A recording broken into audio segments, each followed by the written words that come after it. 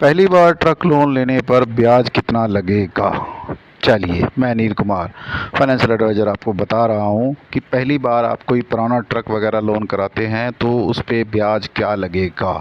हमारे बहुत से दर्शकों के सवाल होता है व्यूअर का, तो पूछते हैं कि अगर हम पहली बार ट्रक लोन ले रहे हैं तो हमें ब्याज क्या लगेगा।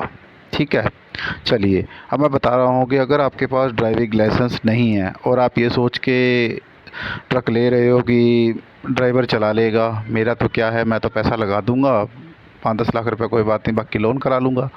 ठीक है, तो जो आप बिना लाइसेंस वाले जो पहले फर्स्ट टाइम लोन लेने जाते हैं, ठीक है, पहली बार लोन ले रहे हो और लाइसेंस आपके पास है नहीं, आप ड्राइवर रख के गाड़ी चलाने की सोच रहे हो, ठीक है, तो आपको कम से कम दोस्तों कहीं से भी आप किसी प्राइवेट से भी आप लोन कराओगे तब भी 8 से 9% के बीच ही आपको लोन मिलेगा। ठीक है, कहीं कंपनी किसी इंस्टीट्यूट से भी आप फाइनेंशियल से लोगे तब भी आपको इतने रेट में ही पड़ेगा, 8 से 9 के बीच कम से कम। हो सकता है आपको 10 भी लग जाए। ठीक है, इसमें मॉडल निर्भर करता है कि आप कितना पुराना मॉडल ले रहे हो गाड़ी के हिसाब से। ठीक है, इसमें कंडीशन आती है कि ज़्यादातर लोगों के पास हैवी कमर्शियल लाइसेंस नहीं होता, वो क्या करेंगे। ठीक है, ज़रूरी नहीं है कि आपको ट्रक डालना है तो आपके पास ट्रक लाइसेंस होना बहुत ज़रूरी है। ठीक है, ऐसा कुछ नहीं है, आप ड्राइवर रख के भी गाड़ी चला सकते हो जिसके पास हैवी लाइसेंस हो। ठीक है, रही बात कि अगर आपको इंटरेस्ट कम करवाना है तो कोशिश करें उच्च से ऊंचा मॉडल ले। ठीक है, और कोशिश करें कि मकान आपका अपना हो। ठीक है, दूसरा आपका जो कमाने खाने का सिस्टम है वो सही होना चाहिए। ठीक है, तो उसमें आपको थोड़ा बहुत इंटरेस्ट वेव मिल जाता है कि आपको जो है लोन कंपनी वाले थोड़ा बहुत ब्याज कम लगा लेते हैं। यही आप किसी सरकारी बैंक के पास जाएंगे या किसी बैंक कंपनी के और बैंक वालों के पास चले जाओगे, ठीक है, इसमें आपको जो इंटरेस्ट है वो 7 से 8 के बीच हो जाएगा। ठीक है, इसमें कम से कम 1 या 2% का फ़र्क हो सकता है। ठीक है, आप प्राइवेट कंपनी वालों से लोगे और सरकारी बैंकों से लोगे या प्राइवेट बैंकों से लोगे तो उसमें फ़र्क मिलता है, थोड़ा बहुत इंटरेस्ट अप डाउन होता रहता है। ठीक है, लेकिन बैंक और कंपनियों में थोड़ा सा फ़र्क तो होता है दोस्तों। ठीक है, अब कुछ के पास ये होता है कि वो उसी को लोन देते हैं जिनके पास हैवी लाइसेंस हो। कुछ वित्तीय संस्थान होते हैं जो लोन वगैरह देते हैं, उनकी शर्त यही होती है कि अगर आपके पास लाइसेंस है तो ठीक है वो लोन कर देंगे, और नहीं है तो वो आपका लोन नहीं कर पाएंगे। ठीक है, इसके लिए आपको उन्हीं के पास जाना पड़ेगा जो बिना लाइसेंस के भी लोन देते हों। ध्यान रखना मेरी बात को, ऐसी जगह फाइल मत लगा बैठना कि जहाँ से पता लगे कि वो लाइसेंस वालों के बिना तो लोन ही नहीं देते। ठीक है, आप कागज़ वगैरह लगा के बैठ जाओ और बाद में आपकी सुनवाई ना हो, आपकी लोन की फ़ाइल फेल हो जाए। ठीक है, कोशिश करें पहले कंपनियों के बारे में पता कर लें कि कौन सी कंपनी आपको बिना लाइसेंस के भी लोन दे सकती है। ठीक है, अपनी स्थिति के ऊपर थोड़ा जांच लें कि आपके पास क्या क्या है, मकान अपना है या नहीं है। ठीक है, और गारंटर किस तरह का आप दोगे। ठीक है, आपके पास संस्थान क्या है, कमाई क्या करते हो आप, इनकम टैक्स रिटर्न भरते हो नहीं भरते हो, इन चीज़ों का आपको खास ध्यान रखना अगर आप पहले टाइम लोन लेने जा रहे हो तो। नहीं तो आप परेशान होते फिरोगे मार्केट में कि हम तो गए थे, हमें किसी ने लोन नहीं दिया। ठीक है, इन चीज़ों को अपडेट रहें। ठीक है, एक गारंटर अपने पास तैयार रखें।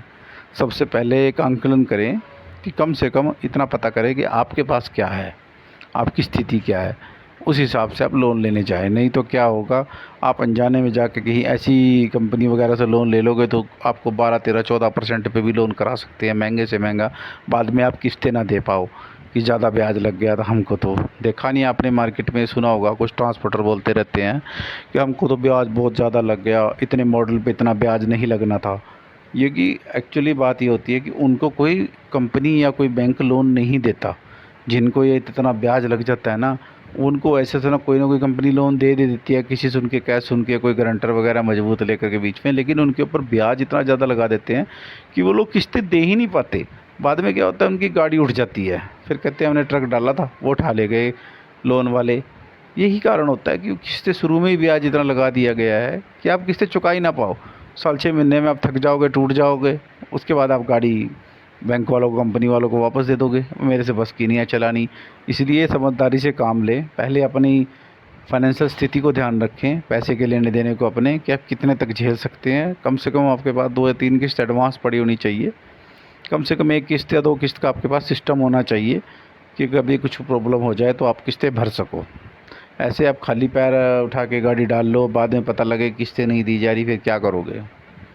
ठीक है, हमने आपको तो फॉर्मूले बता दिया कि फ़र्स्ट टाइम आप लोन ले रहे हो तो क्या क्या पेपर होने चाहिए आपके पास आधार कार्ड होना चाहिए, ठीक है, पैन कार्ड होना चाहिए, 3 फ़ोटोग्राफ्स होने चाहिए, 3 चेक होने चाहिए, 1 साल की बैंक स्टेटमेंट होनी चाहिए और कोशिश करें 3 साल की इनकम टैक्स रिटर्न बहुत ज़रूरी हो आपके पास, अगर हो सके तो। नहीं तो भर दीजिए, कोई दिक्कत नहीं होती, ठीक है। इससे क्या है, आपकी कमाई और खर्चे बैंक वालों को अंदाज़ा हो जाता है कि यहाँ इंसान क्या कमा रहा है, क्या खा रहा है। ये बहुत ज़रूरी डॉक्यूमेंट हो गया आज की डेट में दोस्तों, ठीक है। अगले वीडियो में मैं आपको बताऊंगा कि जो दूसरी टाइम लोन लेते हैं उनके पास क्या क्या पेपर होना चाहिए और उनको कहाँ से लोन लेना चाहिए, ठीक है। ये जो वीडियो मैंने बनाया है ये सिर्फ उनके लिए बनाया है जो फर्स्ट टाइम लोन लेना चाहते हैं, ट्रक लोन, ठीक है, उनके लिए मैंने एक वीडियो बनाया है ये। अब मैं दूसरा वीडियो बनाऊँगा कल परसों में, आपको मैं बहुत जल्दी लोड कर दूँगा कि दूसरी टाइम जो लोन लेते हैं दूसरी गाड़ियों पे या 2 गाड़ी हो जाती है तो उसको कहाँ से लोन लेना चाहिए, जैसे उससे बचत हो, ब्याज बचे उसका, ठीक है, कम से कम इंटरेस्ट पे लोन कैसे मिलेगा उसको, ठीक है। मैं उससे जल्दी वीडियो लेके आऊँगा। और ये जानकारी आपको अच्छी लगी हो तो चैनल को लाइक, कमेंट, शेयर, सब्सक्राइब करना ना भूलें, ठीक है। और भेज दें अपने ट्रांसपोर्टर दोस्त को जो आगे कोई ट्रक वगैरह डाल रहा है, कोई गाड़ी वगैरह डाल रहा है, तो उसको पता होना चाहिए कि अगर वो पहले टाइम लोन ले रहा है तो उसके पास क्या पेपर होने चाहिए और उसको कहाँ से लोन लेना चाहिए ताकि ज़्यादा परेशानी ना हो, ठीक है। और चैनल को लाइक, कमेंट, शेयर, सब्सक्राइब ज़रूर करें और उसके तो उसको फॉरवर्ड करें ज़्यादा से ज़्यादा।